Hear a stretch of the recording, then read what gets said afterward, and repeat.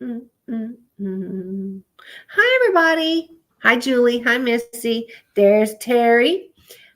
What's up, y'all? I don't know where Uncle is. He's running a little late or something. Now, how's everybody doing? Did everybody have a good Labor Day weekend? Um, so I saw my surgeon yesterday. That's why the podcast is tonight instead of last night. I've got a picture of my neck, which I did not upload. I should have. And I let him know that the surgery didn't work.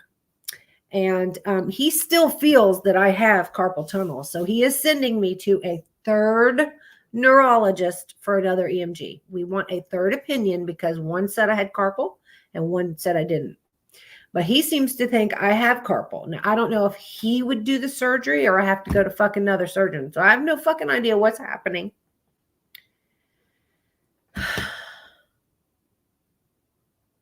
So I'll keep y'all posted on that.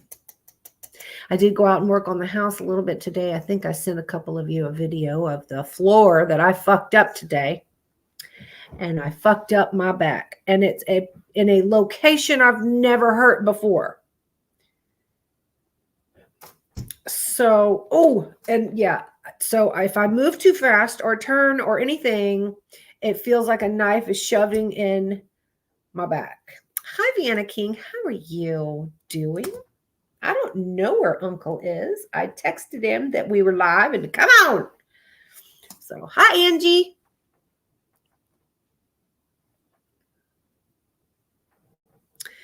So, but anyway, yeah, I know. I am too. I just, I think I overdid it today with my back. So tomorrow I'm taking a day off of work and I'm going to lay around with my heating pad and some pain pills. I'm going to rest my back. And that is unusual for me. I don't sit around and do nothing, and it's going to drive me nuts, but I need to rest my back. So I don't know when this new EMG is going to happen. It's a doctor that he really likes, and his name is Dr. Vong, Vong, in Gainesville. So they're supposed to call me to, make the appointment. So we'll see what's going on with that. I tell you, I'm not looking forward to another fucking surgery. I am not looking forward to no fucking surgery. I'll tell you right now. Hey, Spirit Stalker. So tonight we're talking about some horror stories. Now, there's some things in here that I didn't know, and there's some that I knew, and then there's one that's really not a horror story. But some of these are kind of yucky and scary. And they're all true stories. I did all my research on it today on the computer. And it's crazy, the shit that goes on and what people do. It really is. So I've only got 11 because my hands started hurting writing that much. But I have 11 horror stories. Now, if you guys have any horror stories, I want you to tell them. I want you to let me know that you have one and we want to hear it. Or we can do another one and you can come on as a guest and tell your horror stories. Yeah, that sounds like fun. So we're going to start. I'm going to start on number 1. Hold on. Oh, man. Oh, man. Okay. Let me take a drink.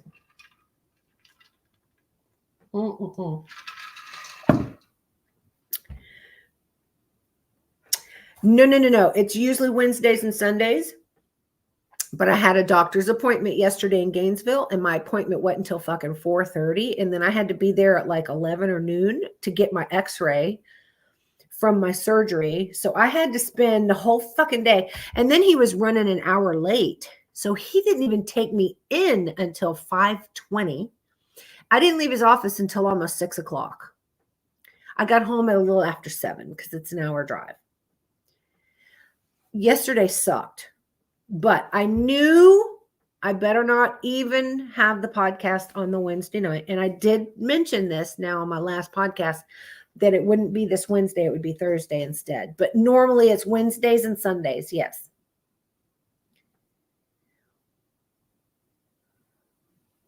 Yeah, no, I knew I was going to be over there in Gainesville. I wasn't going to be home to be able to schedule the thing. And I knew I would be getting home right about the time it's starting. So yeah, that's why I just made it for tonight instead. So I'll go back on regular Sunday. And if you guys have certain days you want me to go on, like if Sunday's not a good day, y'all have to go to bed early to get up for work, or Saturday's a better. I haven't had much luck on Saturdays because Saturday nights people are like out or drinking or, whatever. So there you are. I'm on the podcast, Uncle. Uncle's here. Just a little late. But yeah, I always try to let people know if I'm not going to be able to have it. There has been some nights that like I worked too hard or I was just plain exhausted and so I'd write Missy or Uncle and be like, I'm sorry, y'all, I cannot do it tonight. I'm just hurting or whatever the case may be. And it's understandable. I know there's a Gainesville, Georgia. Yes.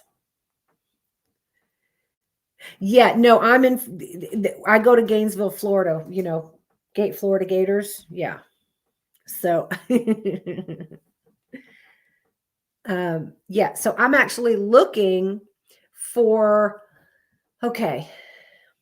I am looking for some properties in Northeast Georgia, a little over Athens, maybe Helen area, below Helen, between Athens and Helen. And I'm looking for like 4 to 5 acres with a brick house. And maybe I would really like to have a 6-stall barn, because I am a rescue and I would like the barn. So if anyone in Georgia, you live in Helen, get the fuck out of here. So I have some friends that live in Helen that worked with me in the Florida Keys.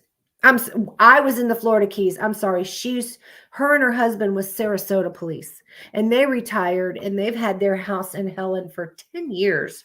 So I was thinking maybe I could go up and visit her sometime, and maybe I can meet up with you and your wife and meet you guys while I'm up there. That's wonderful. But that's kind of the area, like a little bit below Helen, maybe even a little more towards South Carolina, but like above Athens. I want somewhere right around in there. I want colder than what I'm at. I'm only 20 miles from the Georgia line. I'm way up in North Florida. But we just want to move up to like mid to northeast Georgia. So if y'all hear of anything, please let me know. Please. Okay, so I'm going to start on the horror stories now. I have 11. Oh, that's okay. Okay. On August 25th, 2016, while making out with his 24-year-old girlfriend, Julio, who is only 17, get out of here. Cabin rentals? Can we like talk? Can you send me a message?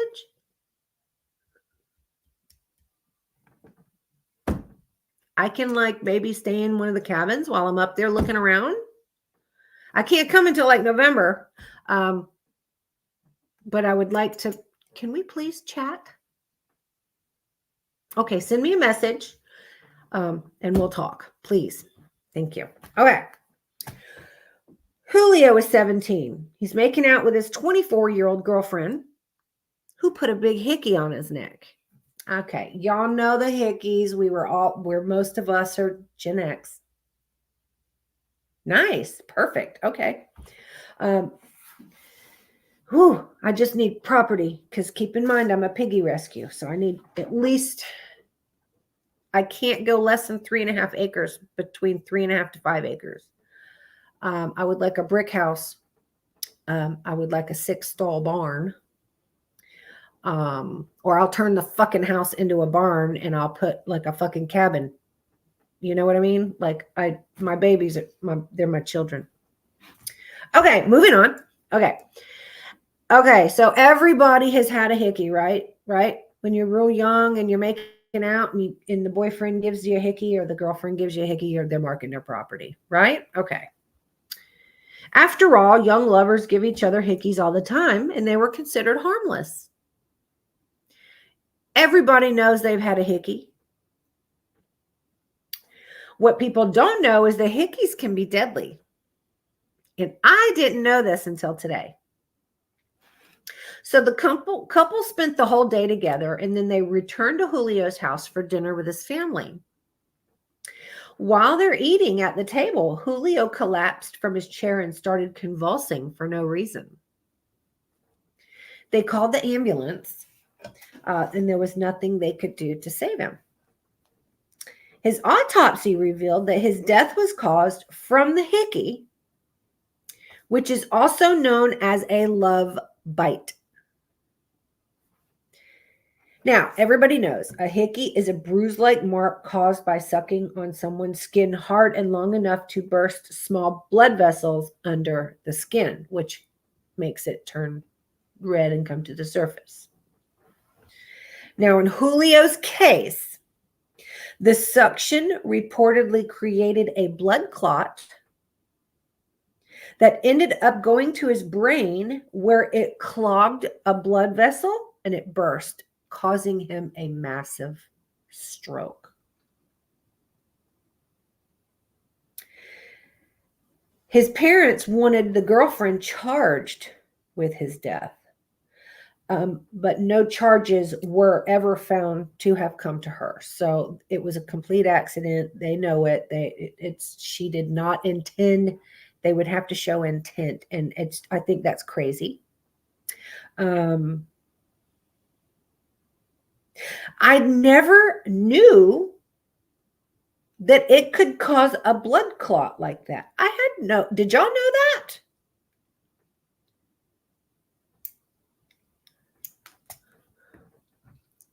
Oh, this fucking pain is shooting.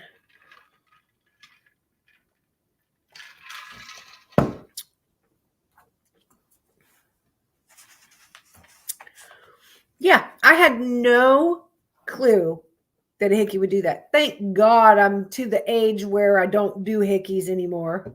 The doohickey. I call things doohickeys. But I don't give, and I damn sure don't get hickeys anymore. I did when we were younger. You know, when you first get your boyfriend and you're making out, we're all young and stupid. It does make sense, but I never knew. I can't believe this kid who was 17 and that hickey caused a massive stroke, and it burst his blood vessel in the brain. That is absolutely horrible. And do they? I don't think so. I didn't think they felt. But when you're young and dumb and you're a nerd. Well, I was a nerd. And you got to show off. Hey, I'm a nerd, but I'm taken. Somebody wants me.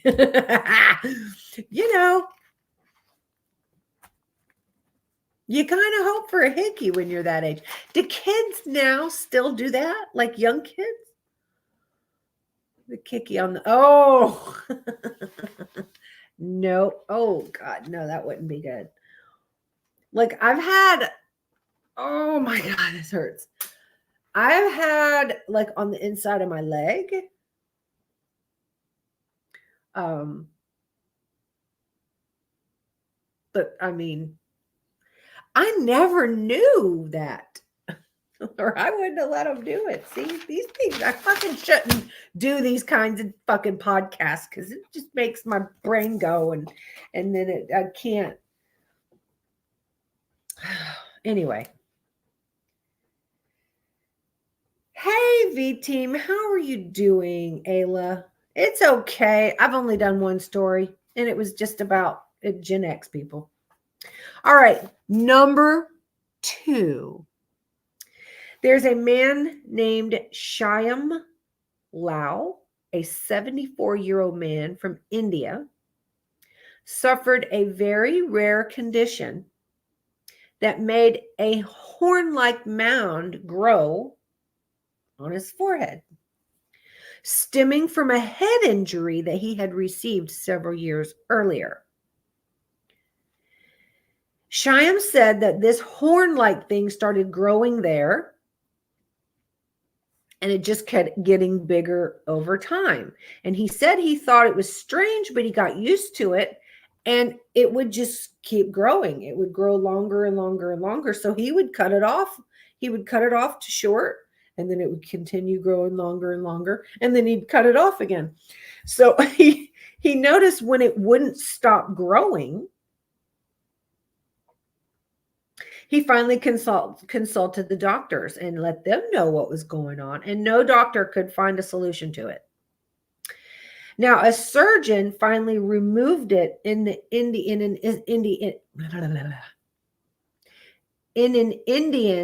hospital.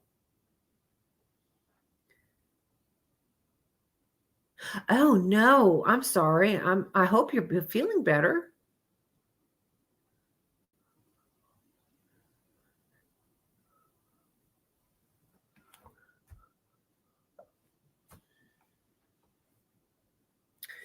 Okay, so the surgeon finally went in and removed it in the hospital. An x-ray showed that its roots were not very deep. This fucking thing had roots like a fucking unicorn.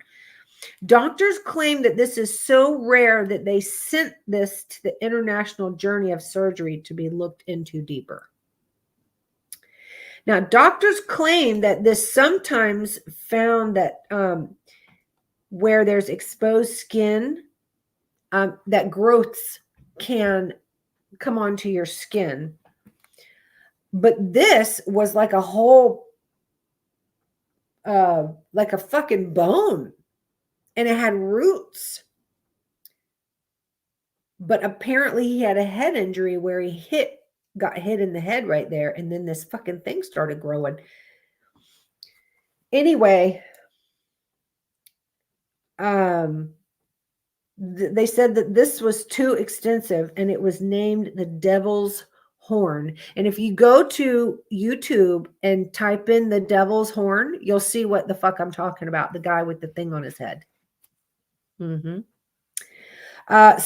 the surgery, it hasn't returned. That's all it says. He didn't say if there was any pain. I don't know if it left scars.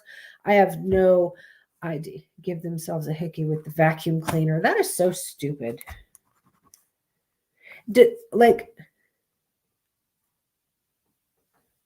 Now, I have seen the show The Pimple Popper, and that's fucking gross. Okay? And first of all, okay, I'm sorry. Y'all's going to have to deal with my pain tonight. First of all, who the fuck waits until you have a thing this fucking big on the side of your head before you go see somebody?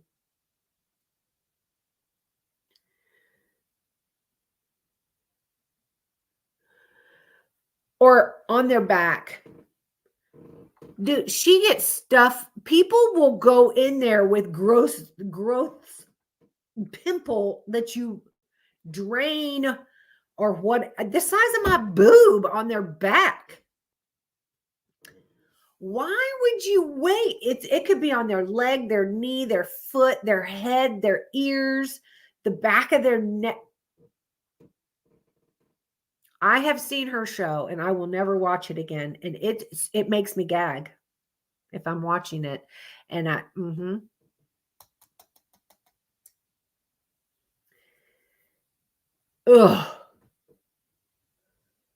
Who the fuck waits until something gets this big before you go and try to have it fixed? I tell you what, if something pops up on my skin and it's tiny, I'll go and go, what is that? Can we fix it? Because I don't like a pimple there. I'm going when it's tiny.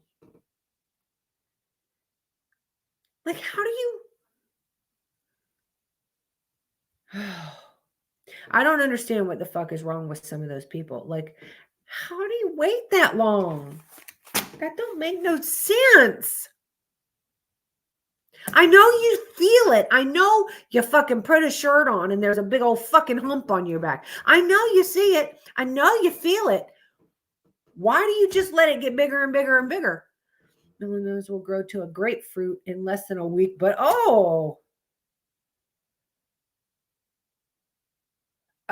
gross.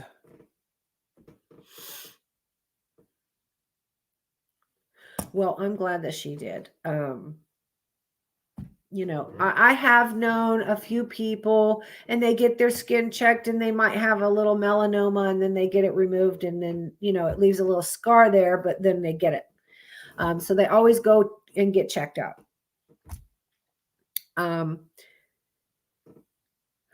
But I tell you, if something gets on me and I have a big something growing fast, my ass going to the fucking doctor ASAP. Oh, insurance. That insurance has to, I don't know.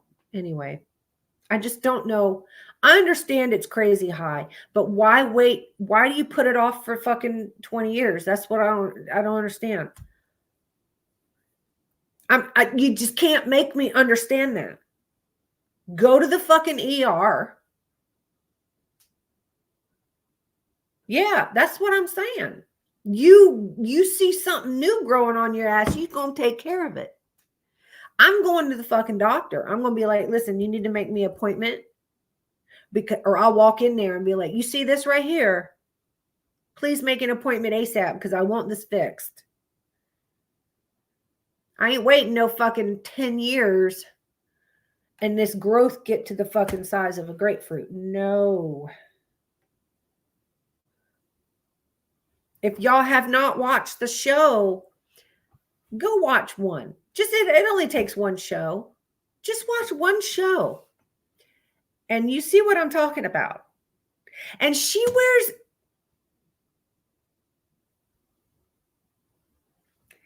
wears a whole face shield, okay?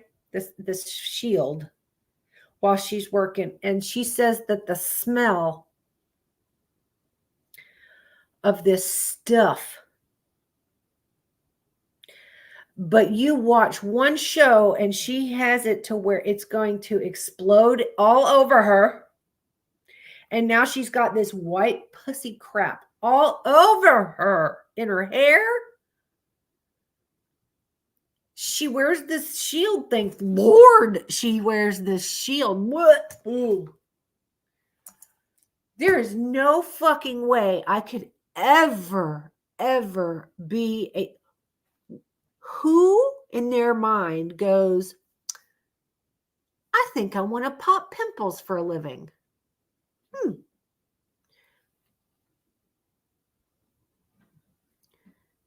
Oh, God almighty. That makes my stomach turn. I don't know what her name is. It's Dr. Pimple Popper. Oh, it's nasty. I don't know what her name is. Isn't she Asian woman that does that? She's a pretty girl. But who the fuck goes, yeah, I think I'm going to do that for a living. I'll pop everybody's nasty, big old grapefruit size shit that's going to spray me. Oh, God almighty, that's a sick woman.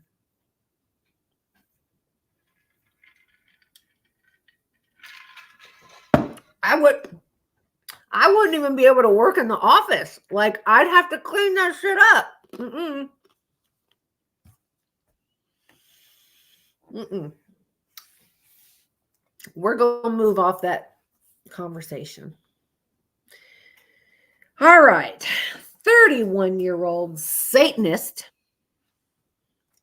Jamie Osuna, or Osuna, however you say it, was sentenced to life in prison without the possibility of parole in 2017. He initially murdered a 36-year-old mother of 6 who was down on her luck and living in a motel when Jamie tortured and killed her. 2 years into his life sentence in 2019, he murdered his cellmate, Luis Romero, with a makeshift knife. Ugh. Nope.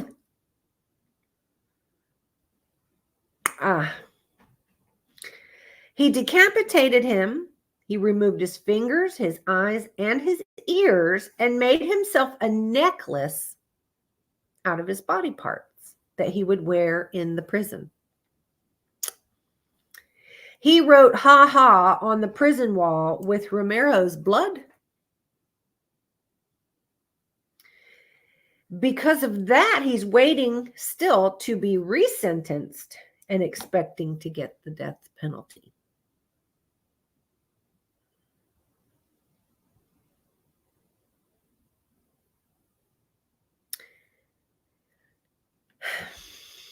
His fingers, his eyes, ears, and made a necklace. Wasn't there a serial killer who got caught with a necklace of all of their victims' nipples? There was that one serial killer that would take the skin off of his victim's head and he would wear it as a mask.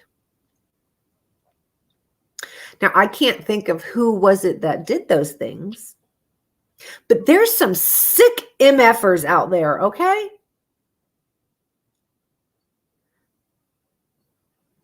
Jesus. You know, I hope,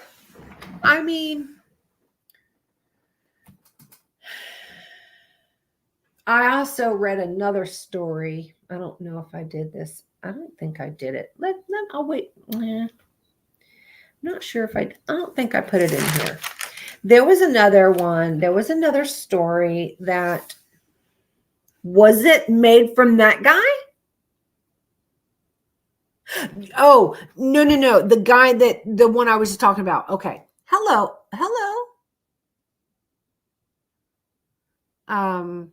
Hello, I love you forever. That's right. Okay, Leatherface. Yeah, that's the one. Okay, yes. This guy is he seems like he would do that.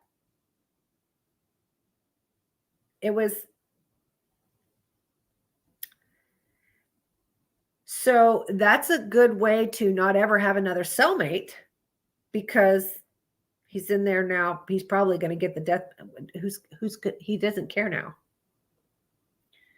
So he can't have another cellmate because they're all going to get murdered. I mean, to me, just put the child abusers in there with him. And then, that'll handle itself. There's so many stories that I saw that I didn't write down. But this does, and there was another story that I saw that this guy was in jail. He was doing like a 2 or 3 year sentence for burglary or something. But he gets a cellmate of a 70-something year old man that gets put in with him as a cellmate. And after being in there a while, the cellmate realized who he was. And the cellmate was the one that raped, murdered, and tortured this guy's little sister. So this guy stomped his cellmate to death because he was the... How on earth would you put the guy that brutally raped and murdered your little sister in with him? How?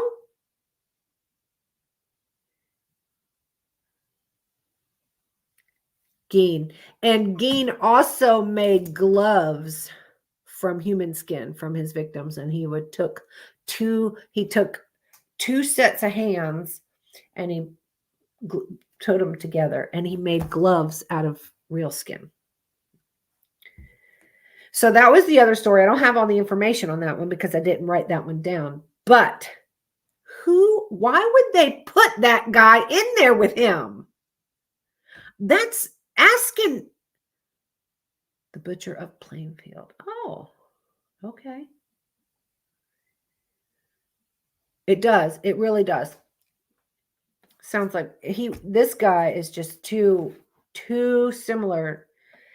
And the picture of him, and he's got the tattoos all over his face, and he's just laughing with this evil look on his face. And I'm like, wow.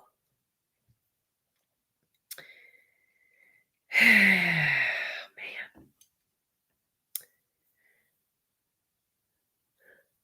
Are you going to have a regular conversation, or what are you doing?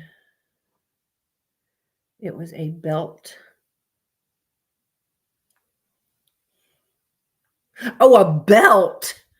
Oh, okay. I thought it was a necklace okay, my bad. Ugh. Anyway, we're going to move on to story number 4.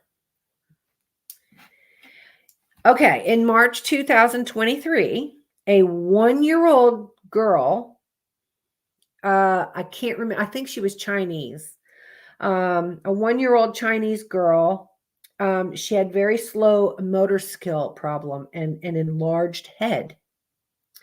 So they took her in, and she was diagnosed with a condition called fetus in fetu, which is also known as parasitic twin, which occurs when twins become conjoined in the uterus, but only one continues to develop. So they say it's believed that the parasitic twin began developing in the womb. When they became conjoined and it was attempting to grow, it entered into, I don't know what it's called, but anyway, it started growing inside the other one's brain.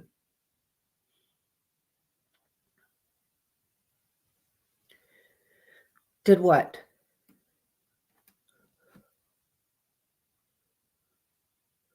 What did we do?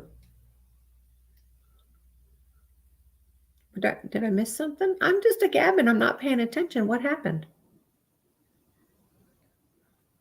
Did you get rid of somebody? Right. I don't know what they were saying. The sad face and the letter P and dots. I have no freaking clue what they were doing. Anyway, so unlike conjoined twins, parasitic twins are not fully formed, and they depend on the body of the other twin for survival. Now, the fetus was about 10 centimeters long, and it had the beginnings of arms and hands. The 1-year-old survived, but I was unable to find out like how well she's doing, or did her motor skills improve? You know what I mean? Like, they brought her in for slow motor skills. So did that improve? Like, is she better? I just know that she survived. That's all I know. So I couldn't find anywhere like how she's doing today.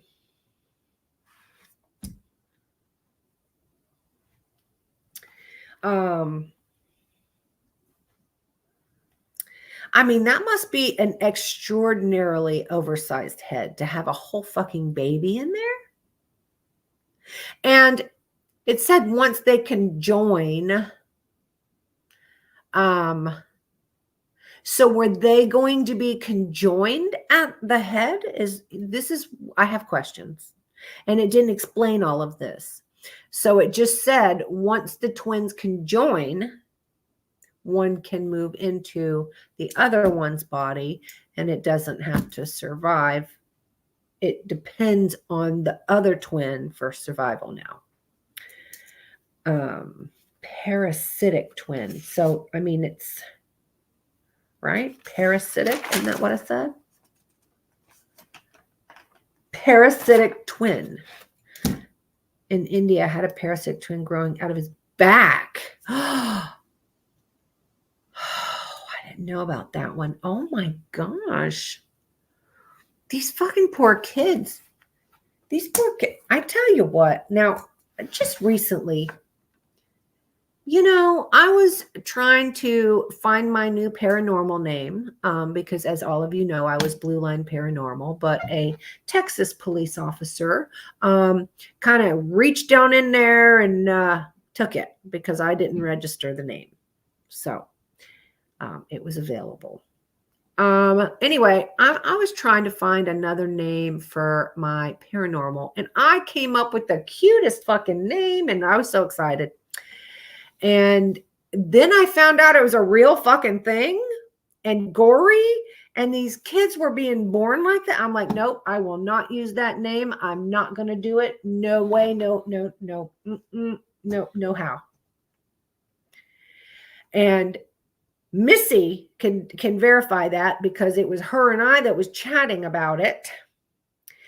And the thing, I even sent her a snapshot of this thing that popped up on my Instagram. And I'm like, look at this that just popped up on Instagram. And I didn't know this was a thing. And she looked at it.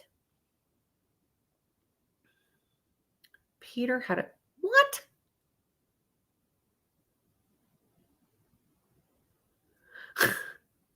Like, is that a joke? I said, I know that family. They're a cartoon. Anyway, so me and Missy were just flabbergasted because I didn't know it was a thing. I did not know that it was a real thing. And I was so upset. I saw these pictures of these children and they don't live to be more than a couple hours old. And I'm like, never will I ever use that name. No. So, the shit that I come across by accident just depresses me anymore. It's just horrible. These kids, and it was and this was one in every 100,000 babies are born like that. And I'm like, oh my God.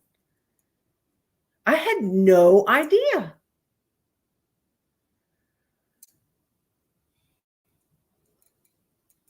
Horrible. I felt so terrible that I was even trying to come up with a cutesy little fucking picture. And I'm like, oh no, I'm going to throw this right the fuck out in the garbage. But yeah, me and Missy were both like, fuck no, we'll find something else. We're going to try something else. Anyway, oh my God, I can't even move my leg. Okay. Story number 5.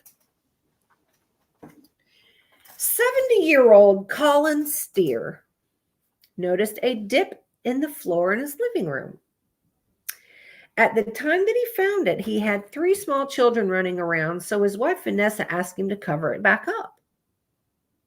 So he moved his furniture and was trying to uncover what the hell was going on there. So he retired in 2012, and then he took it on as a project and started digging.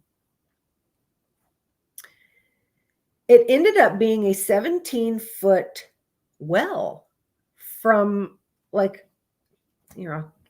he discovered a sword 5 feet down that would from medieval times.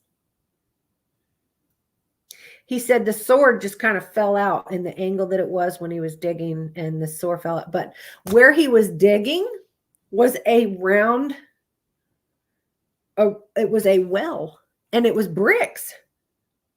So he literally dug out all of this, all the bricks.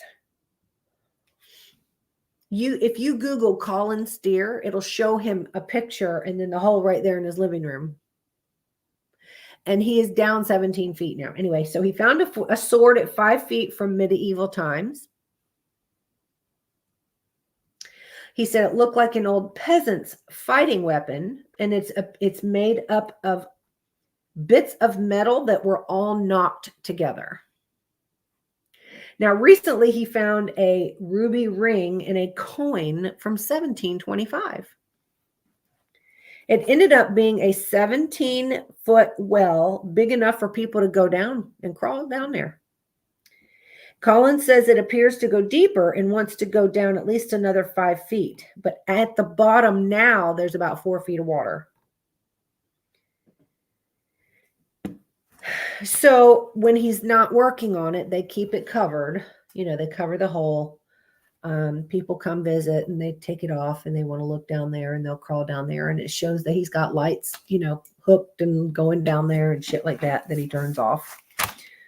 But yeah, he says that there's about 4 feet of water down in the bottom of it now, but he would like to keep digging because he thinks it goes deeper. But the water doesn't drain. It just kind of stays down there. So he doesn't think he's going to be able to get too much further because he can't go under the fucking water.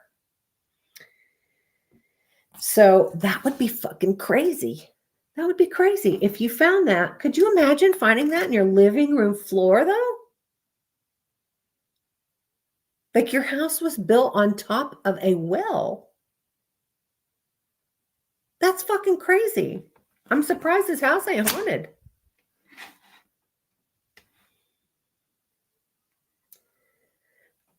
So I do have a couple of them that are short ones. Okay, so Paul Bateson, he was born August 24th, 1940. And he used to be a radiographer. Okay, radiologist, radiographer, whatever it is.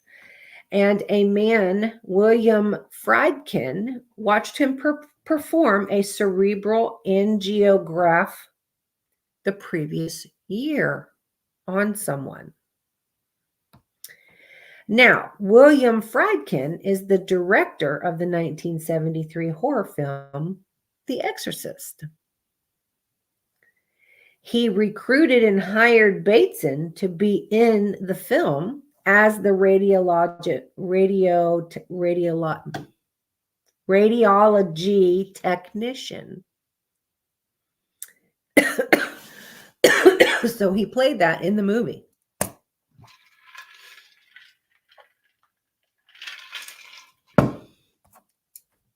Bateson went on to become a convicted serial killer. He admitted to killing and dismembering 6 gay men in the late 70s in New York City. He was released from prison in 2004 and was released off of parole 5 years later in 2009. And he passed away September 15th, 2012. So we did whatever 20-something years, 24 years. And then he had 5 years of parole. So The Exorcist had a serial killer in the movie. And from what I'm not, let's see, he was born in 40. He was in the movie in 1973. And it says here that he admitted to killing and dismembering 6 gay men in the late 70s. So he actually did the killings after he was in the movie.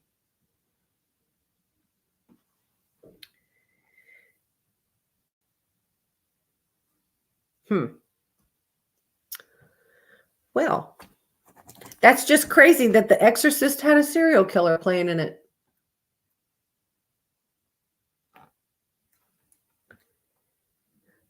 How do you go?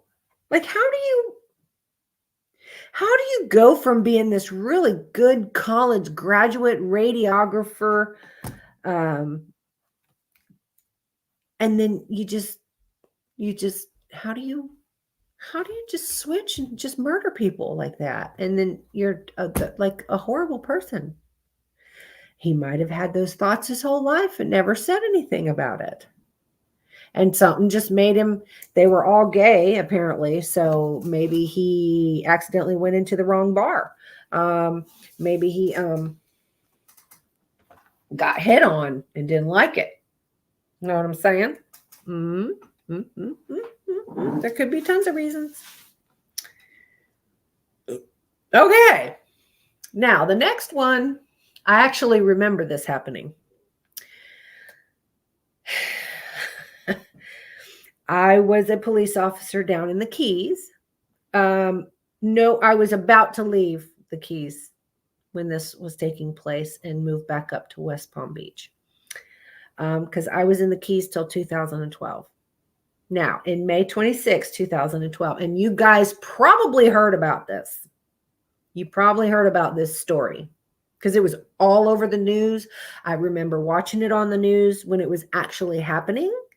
I knew the officer briefly, not very well. I had met one time at some shooting range.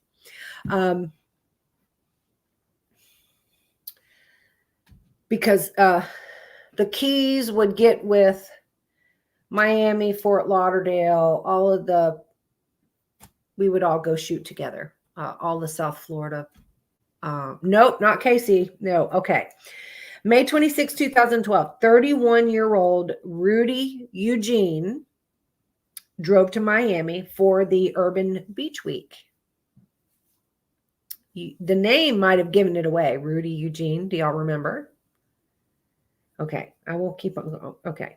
It was, I'm sure all of y'all knows what the story is. Okay. After spending only 30 to 40 minutes there, he was seen on the CCTV abandon his car around noon and began to cross the 3-mile-long MacArthur Causeway. While stripping himself of his clothes, threw his DL down, continuing on westbound on foot.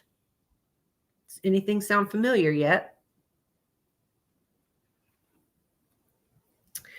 Eugene eventually became completely naked when he encountered Ronald Poppo at about 1:55 p.m. Poppo had been lying underneath the bridge. He was homeless. Eugene began beating Poppo, who was homeless. He stripped Poppo of his pants, beat his head, and proceeded to bite his face off. They were calling him the Miami Zombie, I know y'all remember it. So a cyclist, Larry Vega, came upon the scene and alerted the authorities by 911. Miami Police Department officer Jose Ramirez, which I met in one time at a shooting range, arrived and was giving loud verbal commands to Eugene to stop the attack. Eugene did not stop and proceeded to growl at the officer. At 2:13 p.m., Ramirez shot Eugene once in the head, causing Eugene to growl more fiercely at the officer. So Ramirez shot him 4 more times in the head. It was all on CCTV that was on the Miami Herald building. In the middle of the day, Eugene was butt naked. The guy was still alive on the ground while Eugene ate his face.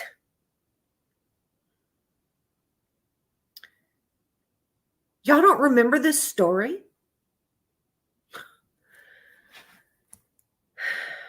The ordeal was captured by a security camera on Miami Herald building. Poppo was attacked for 18 long minutes before help arrived. Poppo was missing 80% of his face, and his left eye was gouged out and consumed by Eugene. His nose was bitten off. He's permanently disfigured and blind in both eyes. He gouged out both eyes, but he ate one.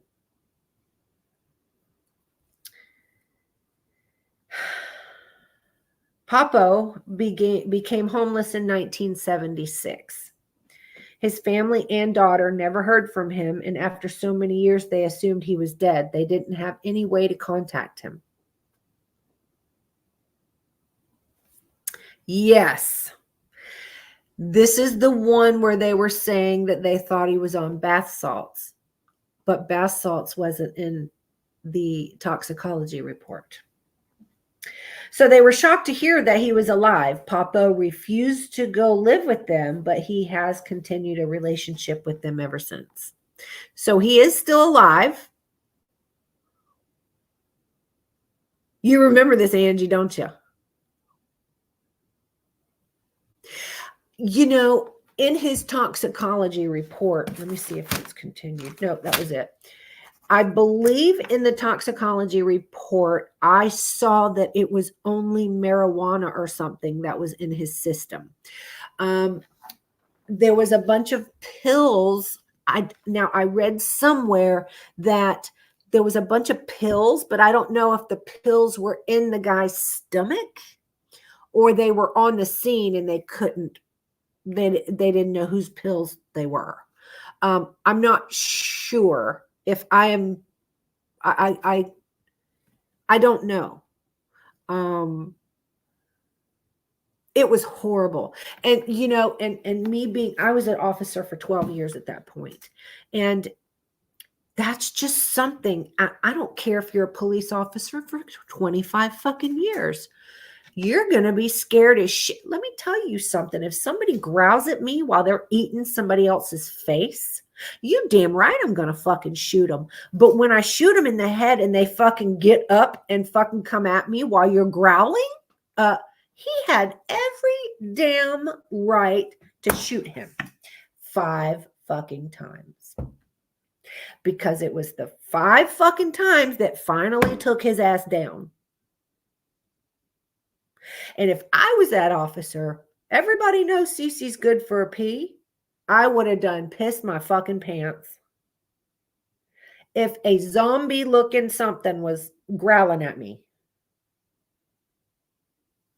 But the officer was giving him loud, I have it written here somewhere. Where is it? I thought I wrote that down here. Anyway, he was giving loud verbal commands to the guy to stop the attack. And he's the one that looked at the guy like, no. And he growled at him and kept eating the guy's face.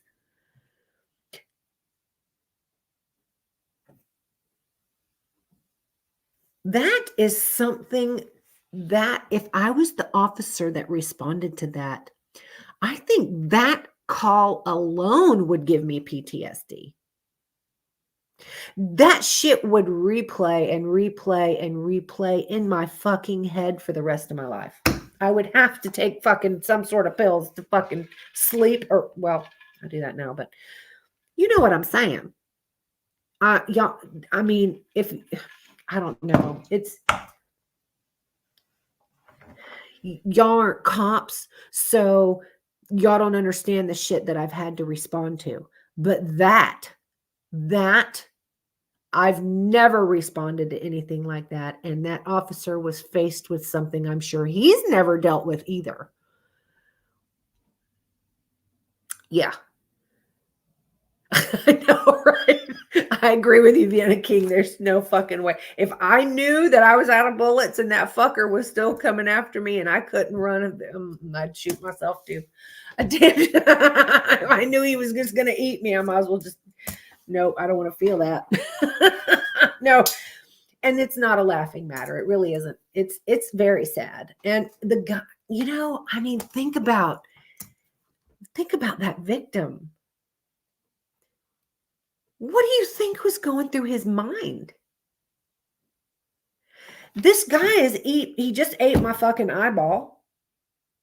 He gouged out my other eyeball. He can't fucking see. He's laying there. The guy bit his nose off. chewed up and swallowed the fucking victim's eyeball. It said it was in his stomach. How? What could possibly be going through this victim's mind?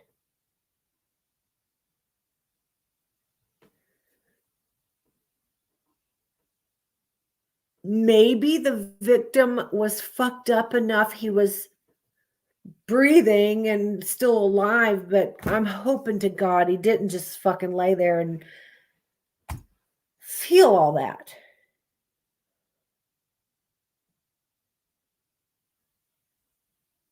We're talking about the that call in 2012 where the Miami zombie was eating the homeless guy, and it was caught on video, and it was a big thing. It was a big thing.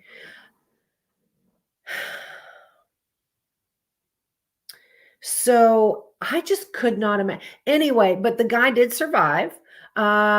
He's living somewhere in like a home, but both of his eyes are gone. His nose is still, he's got a flat, like where his nose was. He does have a mouth. He can eat him.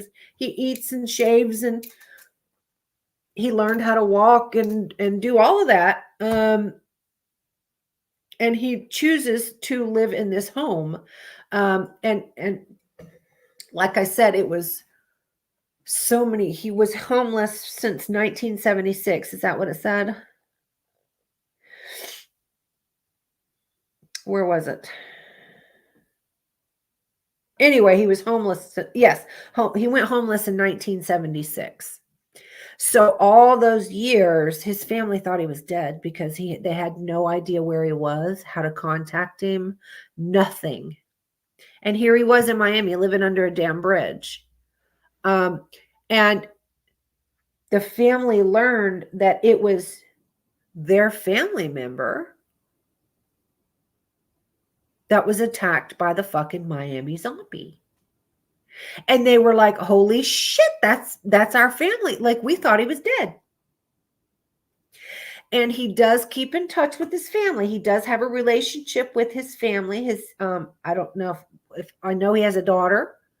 Don't know their ages or anything.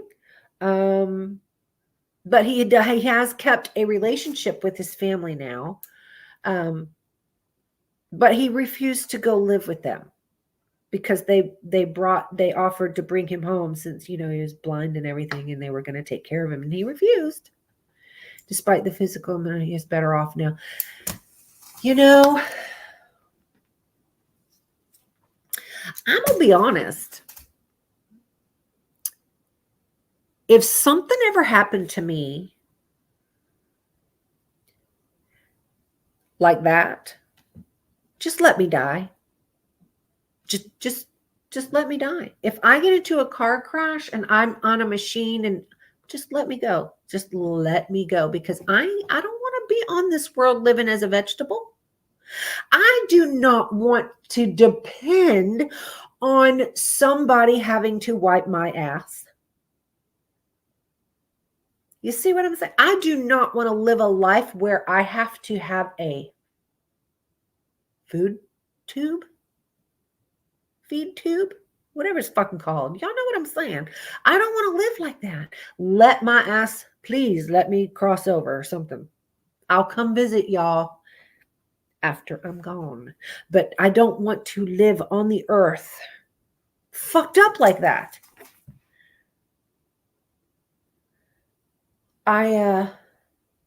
Maybe that sounds bad. I just don't want, I don't.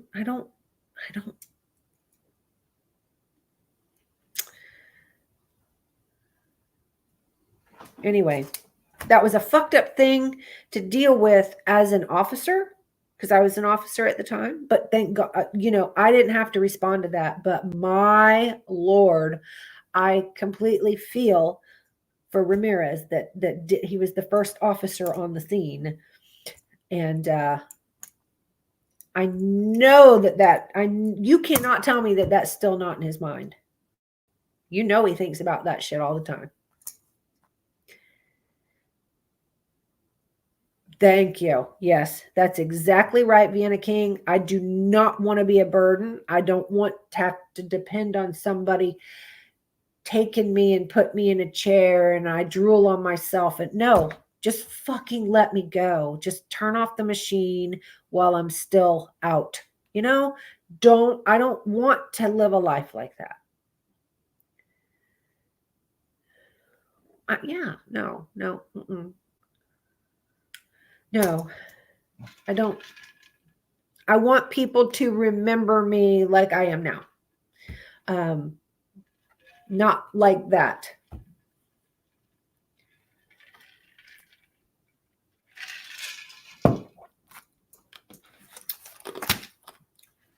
What's y'all's thoughts on that? I mean, would y'all want to? Oh, okay, I got you.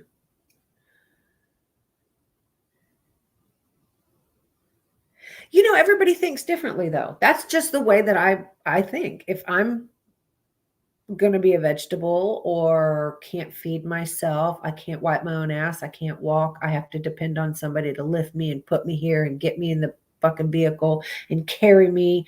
Uh-uh.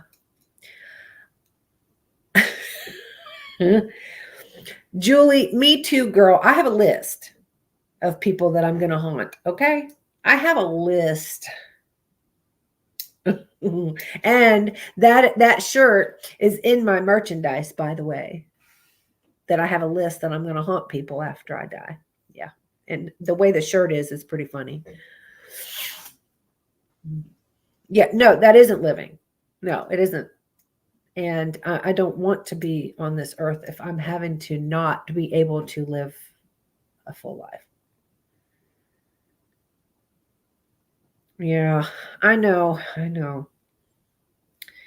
Okay, let's get off that story. I knew that was a fucked up story because I remember when it actually happened. Okay.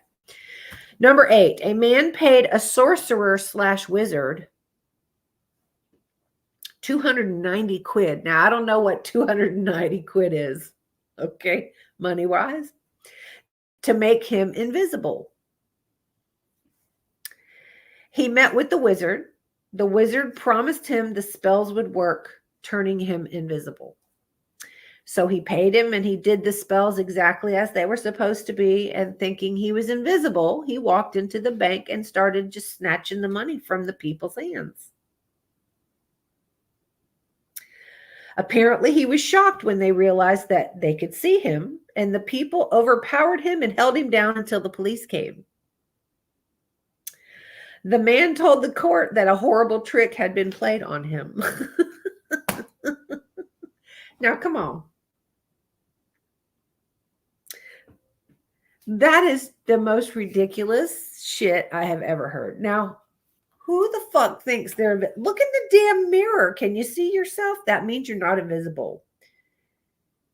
If you in front of the mirror and you have no reflection, that could be an issue. Oh, my bad. That could be an issue. Yeah. I wrote that one down just because I thought it was fucking stupid. The next one I wrote down because I just love this guy. He's my favorite actor. And you guys have heard me talk about my favorite actor, Steve Buscemi. I don't know if y'all can place Steve Buscemi. If you guys remember the movie Con Air, he was the one that played the fucking psycho on the plane with the mask. He's also in a lot of Adam Sandler movies. Yeah, after he died, he was invisible. Anyway, so if y'all have to look up, hey, Mandy, you guys will have to look up who Steve Buscemi is if it's not ringing a bell. It's Buschemi, and you guys will know exactly who he is as soon as you see him. He can play any part. He can play funny. He can play stupid. He can play serious. He can play a psycho. Yes, I freaking love Steve Buscemi. And I put this little quick story in here just because I think he's awesome. Okay. Actor Steve Buscemi was a New York City firefighter from 1980 to 84 before he became an actor. Now, once he was known, He retired from firefighting. Now, the day after 9/11, he showed up to be a volunteer. Nobody asked him to go. He went to his old station, got into an extra uniform. He worked 12 to 18-hour shifts for 2 weeks, digging through the rubble looking for buried people. I just think that's awesome. I threw that in here because he's just an awesome person and he's my favorite actor. So, in case y'all didn't know that, he's awesome. Okay, number 10. James Robert Scott, born November 20th, 1969. He caused a massive flood of the Mississippi River at West Quincy, Missouri, and that was called the Great Flood of 1993. Don't know if y'all remember this. Unexpectedly, the levee failed. It caused a barge to be sucked into the levee and slam into a gas station, causing a huge fire. It washed out all the bridges in the area within a 200-mile radius. 140 acres it took out. When reporters show up, Michelle McCormick with WGEM TV saw Scott standing close by the scene. He was there by himself. She approached him for a live interview, and he said he saw a weak spot on the levee and tried to put more sandbags there, and then he went for a drink. Now, a sergeant with Quincy Police Department named Neil Baker started an investigation. The levee failed at its strongest point, and that spot had been checked just two hours prior. Now, after sufficient evidence and proof that Scott had tampered with that area, Scott was arrested. He admitted that he was wrong and was guilty for causing all of that. He didn't want the party to end, so he kept his wife from being able to come home. He did 10 years in prison. Nobody died there. Nobody died in the flood. Thank God. But he caused it. He caused it. That was, what was it called? The Great Flood of 1993. So he was the cause of that. I don't know if y'all knew that story. I didn't know anything about it until today. Now, this last one here fucked me up because I already don't like to fly, and this just makes me not want to fucking fly anymore. Now, you guys can look this up too. It's British Airways flight 5390. On June 10th, 1990, the airplane had a routine takeoff at 8:20 a.m. The plane climbed. All was well. Both pilots released their shoulder harnesses and their lap belts, and the plane climbed over 17,000 feet, where they normally fly. And the cabin crew was planning to pass out the meals. One of the flight attendants, named Nigel Ogden, entered the cockpit, and they heard a loud bang. Now, the cabin quickly filled up with condensation. The left windscreen panel on the side of the flight deck had separated from the forward fuselage, whatever the fuck that is. Fuselage. If y'all know what it is, please tell me. The pilot, Lancaster, was propelled from his seat by the rushing air from the decompression, and it sucked his head out. He got sucked head first out of the flight deck.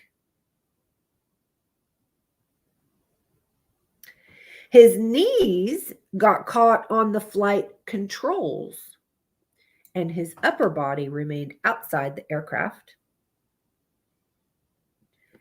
Being exposed to extreme wind and cold, apparently it was winter at the time, Now, the autopilot disengaged, causing the plane to descend rapidly. Now, the flight deck door was blown inwards onto the control panel, blocking the throttle control. Ogden was grasping Lancaster's belt and did not let go. The co-pilot finally got the door off and began a rapid emergency descent to reach a sufficient air pressure. He contacted air traffic control and planned for an emergency landing. Finally, Lancaster with the pressure and the air and the cold, Lancaster had slipped further out, and the wind pressure was slamming his head against the side of the aircraft. At 8:55, they finally got Lancaster's ankles loose from the controls and got him back in before landing.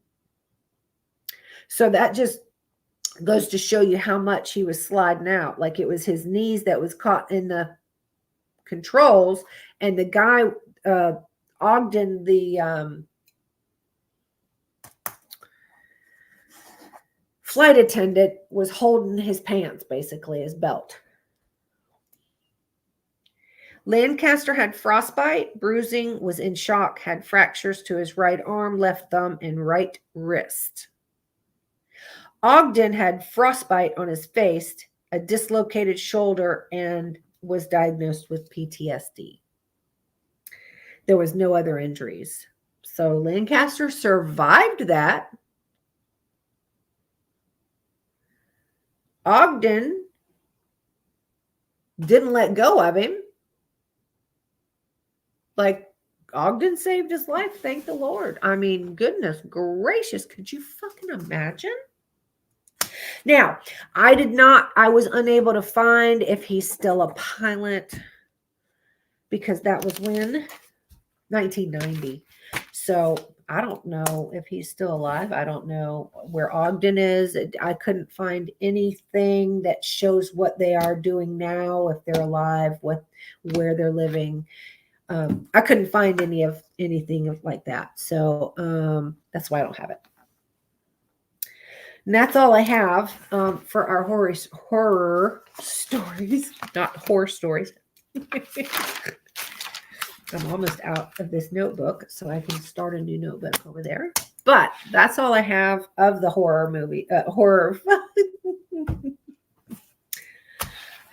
So I know you guys knew about some of them, and some of them you didn't. There was a few things that I just learned today.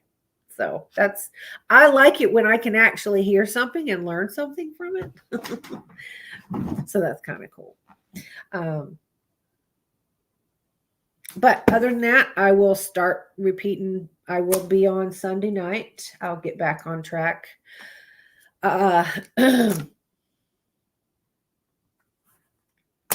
If you guys come up with a topic, a conversation, we do not discuss politics or religion, because people get butthurt, and I ain't having nobody disrespected or being an ass, or they will get booted.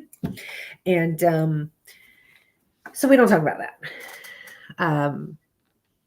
But if you guys want to play another game or do funny stuff or anything, let me know. Message me, and we'll do it. We'll get it done. I'm always needing help up here with a topic. And thank God Missy does help me out a lot. She's a lifesaver. So, but yeah, tomorrow I'm going to relax my back. I'm going to take a day off from working outside. I will see you guys Sunday at 8 p.m. And I love when I see my people come in, and I always thank you. And I'm so happy that you guys come in and hang out with me. So I did read Leatherface was based on that Ed Gein. Really? Okay, because I knew Ed Gein is the one that had made the gloves. And out of human skin, and he made gloves. Mr. D, crazy. Oh, I know. I fucking love Steve Buscemi. If you guys can't picture who Steve Buscemi is, please go look him up. And he's just a wonderful person. He's an all around nice gentleman. And I heard that he's very humble. If people meet him in person, I'll never get the opportunity, but that would be cool. Nipple belt and I don't even. Blah, blah, blah, blah. We did a podcast a while back of the serial killers, remember? And he was one of them. That is he on TikTok? I'd love to freaking follow him. I'm going to look him up. But yes, I hope everyone has a good night and a good couple of days, and and a good weekend. And I'll see y'all Sunday. Get over here. Let's see. Where's the thing? I love y'all.